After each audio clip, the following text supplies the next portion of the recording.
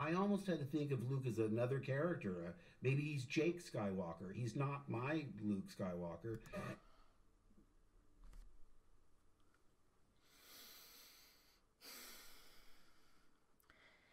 Is this the first time that an actor has said "not my" about their own character?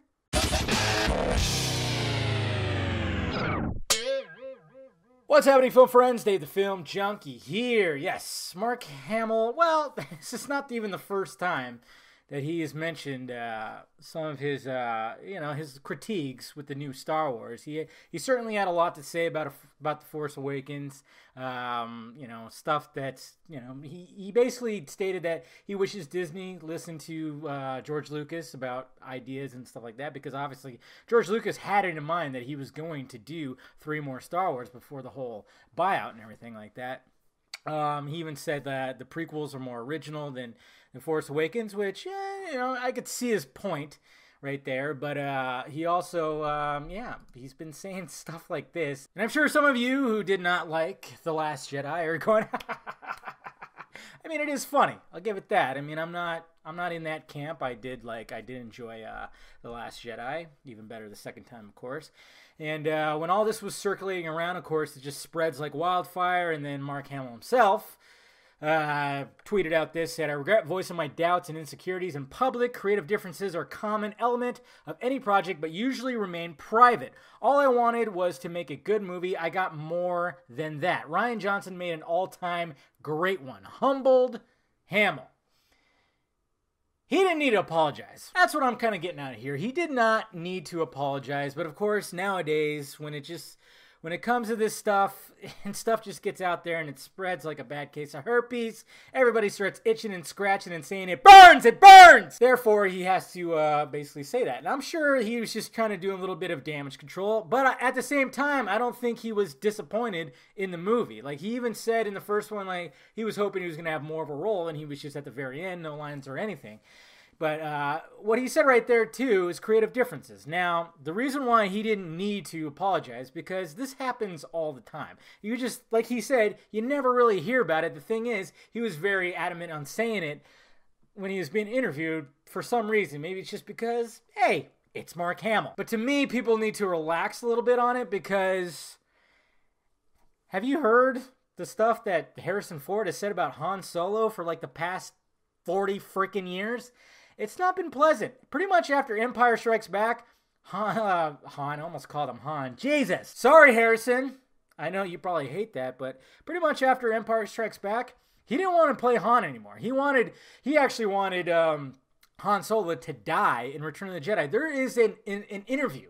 There's an interview that I saw on Letterman back in like the early 80s. This is when his career was just igniting. I mean, Indiana Jones came out. Blade Runner came out, but as soon as there was mention about Return of the Jedi, he just gets uneasy and just doesn't want to even talk about it. And then there's another interview in 2010 where he just basically said that the character, it's not interesting to him. He just wasn't interested in the character anymore, and he thought it overshadowed his whole career.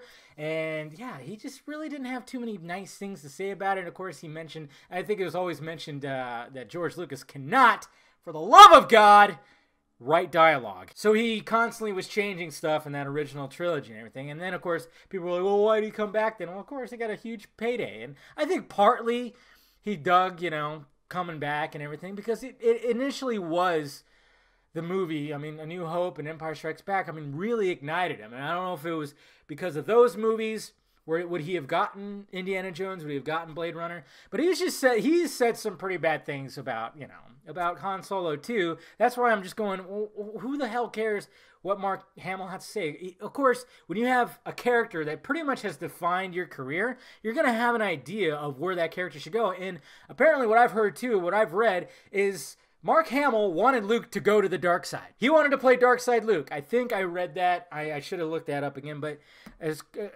what I read and what I've heard, he wanted the character to go that way. And I think George Lucas was going to send him that way.